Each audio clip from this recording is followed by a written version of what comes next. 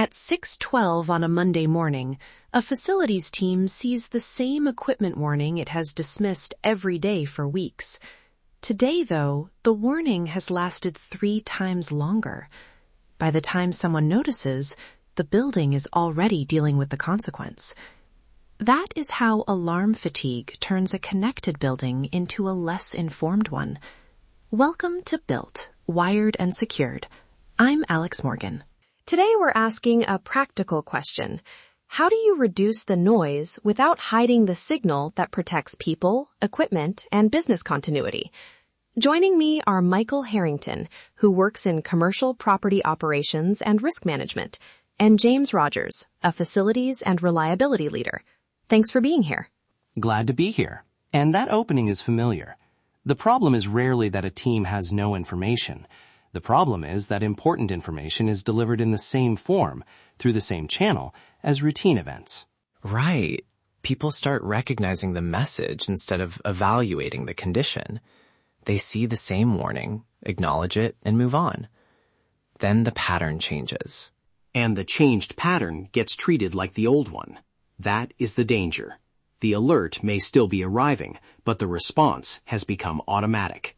So, an actionable alert is not necessarily the loudest alert. What does it need to do for the person receiving it? It needs to answer 3 questions quickly. What happened? Why does it matter? And who needs to do something about it? If the recipient has to decode a vague message, search several systems, and guess whether the issue is urgent, the alert has already failed part of its job. Wait, who decides whether it is urgent? The system? The person on duty? Or the operating team that understands the building? Usually, some combination of all 3. The system can identify a condition, but the operating team has to define what that condition means in context. A temperature deviation in a general office area may be uncomfortable. The same deviation near sensitive materials may deserve a very different response. And the response needs a time dimension. A condition can have serious long-term consequences without requiring an immediate page. Another issue may have a smaller scope, but require attention within minutes. From an operational standpoint, priority comes from consequence, time sensitivity, and the team's ability to recover. That sounds sensible, but here is my concern. If we keep downgrading alerts because teams are overwhelmed, couldn't we make the building less safe while congratulating ourselves for having fewer notifications?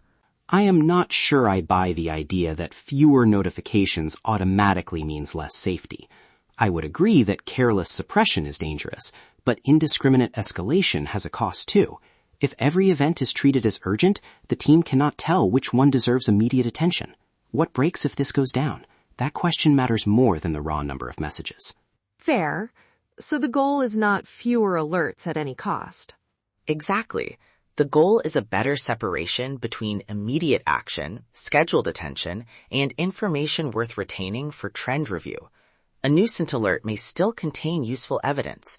The mistake is sending every kind of evidence through the same urgent channel. Give us a concrete example. Imagine a recurring afternoon temperature alert during a scheduled warm-up period. At first, it lasts 10 minutes. The team acknowledges it. The next week, it lasts 15 minutes, then 25. Nobody receives an emergency call because the threshold is never crossed, but the trend is changing. A review may reveal a filter issue, a control sequence drifting, or equipment working harder than it should. The original message was noisy. The pattern was valuable. And that distinction changes the business response. The team may not need a phone call for every occurrence, but it may need a work item, a weekly review, or a documented observation. That is fine until it fails. The organization must define what evidence moves the issue to a higher priority.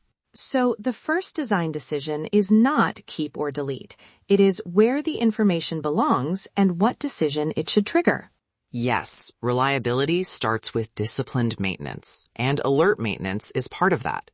If a message has no useful owner, no defined response, and no review path, it is not helping the operation, even if the system is technically delivering it.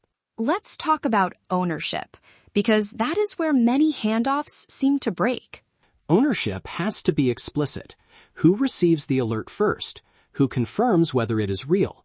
Who can take the first corrective action? Who communicates if occupants or a tenant operation may be affected? And when does the issue move to another team? If the answer is someone on duty will figure it out, that is not an escalation path. That is hope. I agree, but I would add that one team does not need to own every decision. Facilities may understand the equipment. IT may understand a communication symptom. Security may understand an access event. The process needs one accountable coordinator, while the people closest to each operation help define the response. Right. Central coordination without local knowledge can be weak. And local knowledge without coordination can leave everyone waiting for someone else. Technology should support operations, not complicate them. What does that look like outside building automation? Say, an access event or a communications interruption. Context changes the meaning. A door event during normal operating hours may require no action. The same event during a restricted period may deserve review. A communications interruption may not stop equipment immediately, but it can reduce the team's ability to verify conditions. Tenants feel this immediately when a small unresolved problem becomes an access delay, a comfort issue, or an interruption to a shared service. And automation is often presented as the answer to all that volume. Automation can help group duplicate events, recognize known transitions, and route a condition to the right queue. But it can also make a bad rule operate faster. It should not quietly decide that a persistent problem is unimportant just because the same message appeared yesterday. Trust the process, but inspect the process. That is the human judgment piece. Automation reduces workload, but people still decide whether the building's operating reality has changed. Exactly. Start with an inventory of the alerts that actually exist, not just the ones people remember seeing. Look for duplicates, unclear messages, alerts with no current owner, and alerts that have never produced a defined action. Then test the escalation path.